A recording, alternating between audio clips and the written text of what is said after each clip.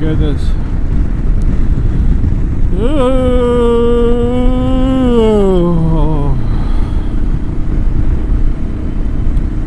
Well, hello everybody on the YouTube. It's the Wingnut, and I actually have, hopefully, today, a motorcycle related motovlog. Yeah, it's been a while, I know. And it's not because I haven't been trying. I've actually, at this point, this is my 23rd, that's not an exaggeration, 23rd attempt to film this video. So let's see if 23 is the charm, or if I'm going to be saying 24 next week. Yeah, dead pedophiles don't re-offend. That's a very good sticker on that truck. Fair enough. All right, back to the subject at hand. Let's talk about motorcycling. So what I wanted to talk to you guys about was doing the motorcycle thing on a budget. All right, and there's tons and tons of things to find a budget motorcycle, but I'm talking about the whole package deal. I'm not going to go too far into the weeds on some things. I'll give you references where you can find better information, or at least where I started getting my information and going from there. All right, so what is the first thing you need to do if you want to get into motorcycling on a budget? All right, and this is my opinion, not fact. My opinion. Like assholes, everybody's got one. All right, first thing is take a motorcycle safety course. And you're going to say, but that's stupid, Wingnut. Why would I take a motorcycle safety course if I don't have a motorcycle? Well, here's why. It's not stupid to me. Alright, the reason you take a motorcycle safety course is if you've never really been into motorcycles, you've never ridden them on the road, you're not familiar with them, or if all you ever done was be a pillion, what you want to do is take the motorcycle safety course. And here's why. It is going to be some money in your pocket. And you're like, well, if it's budget, I'm spending money. Yes, you are, but it'll save you money on the back end. Take the motorcycle safety course, find a place that does it near you that has loaner motorcycles. Generally, they have more than one type of motorcycle, and they're usually a small displacement bike. Go ahead, take the course. At the end of the 2-day, if you do the MSF course, you will know whether or not you really want to do motorcycling. That's simple. Alright, they're going to teach you everything about the bike, everything about the controls, how to shift, how to downshift, how to avoid collisions, give you a really good solid basic knowledge. Now, here's where it's budget friendly. If you do get a motorcycle after you do the course, when you go to buy insurance for your motorcycle, and if you have proof that you did the motorcycle safety course, you can give it to your insurance, and most decent insurance companies will give you a lower rate because you have had safety training. And on top of that, after you do the basic course, they have an experienced rider course, which you usually do about a year, up to a year, or after a year of riding on the road, which you can also turn in to your insurance company for a further discount. And then you can take the advanced riding course, which is the level 3 course. So any safety course you take, you can turn it into your insurance company, and it lowers your rate. Typically, if you're a first-time rider and you buy a leader bike, not so much. All right. Now, the second thing you do, and you can do the second thing before you do the first thing, but the second thing you do is you do your research. All right, figure out what kind of motorcycle you want. Figure out what kind of motorcycle riding you want to do. And when I say you want, I ain't talking a brand, I'm talking a style. Be it a dual sport, an adventure bike, crotch socket like those two guys right there. You know, if you want you a standard bike, you want a cruiser, you want a chopper, gotta get you a Harley. I mean, it's what it is, right? Figure out what kind of bike, what style of bike you want to ride. All right, do your research. Get onto the forums. Talk to people who own one. Get into the weeds. I cannot stress this enough. Do as much research as you absolutely can once you figured out what kind of bike you want. Learn as much as you can about it.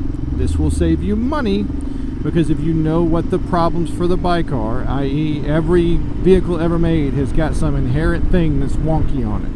Just how it is. Nothing is absolutely perfect. You'll know what to look for when you go to purchase one. All right? Part of doing your research is also finding out how to look for a used bike. Now, I would highly suggest you take somebody you know that knows motorcycles with you to go. Number 3, do not buy a brand new motorcycle. Do not buy a brand new motorcycle. Buy a used bike that is a style you want, possibly even the model you want. Could be your dream bike. But buy a used bike. Here's why. A brand new motorcycle will depreciate faster than a car will. All right? And on top of that, they want a lot of money for them. So, I don't suggest you buy a brand new motorcycle. Plus, you're going to drop your bike. You may not intend to do it. It may be an accident. I'm not saying you're going to have a wreck, but you're going to drop it. You're going to get off this thing thinking you're an uber badass, and you're going to step off just like I'm doing now, forget to put your kickstand down, and your bike's going to fall. It'll happen. Or you'll brake too hard on the front, and you'll compress your front suspension at a stoplight, and then when it springs loose, you'll flop over to the right side. It happens. So, do not buy a brand new bike. All right? So, do not buy a brand new bike. Now, set a solid budget. Do not buy the cheapest bike you can find. Do not buy a 250 or 300 unless you're in an area where you will never get on the highway. 200s, 250s, 300s usually struggle doing highway speeds, interstate speeds. All right, plus they're really light, so they blow around really easy. I'm not saying that, it won't work. I'm not saying it can't work. I'm simply saying that I don't recommend it. Once again, this is my opinion. The next thing, this is number 4, is go ahead and are we on number 5? It'll be on the screen. The next thing is, man, I'm drawing a blank all of a sudden. That's why I've had to redo this so many times. Let's see. Research, or safety course, research. Don't buy a new bike. Gear. Let's talk about gear. All right. It's okay to buy a used jacket. It's okay to buy used boots or used riding pants. It really is, as long as they're in great shape. New gloves, new helmet. Here's why. Helmets break down over time. They have a shelf life. Okay? So do that. Get a good helmet. Get a good helmet. Don't buy the cheapest motherfucker you can find. Get a good helmet, please. I had a high side. I actually had a decent helmet, and it saved my jaw. I've had friends that had cheap helmets, and they split the minute that they made impact. Just spend the money there. I actually bought the jacket I'm wearing used off of a Facebook group. All right? Use your forums. Every motorcycle ever made is going to have a forum. Period. Use them. I use them. And that's how I got some of the great ideas for the stuff I've done to this bike. That's how I found out about this bike being sold. Through Facebook, through the forums, through the Facebook groups. Use them. Use them, use them, use them, use them, use them.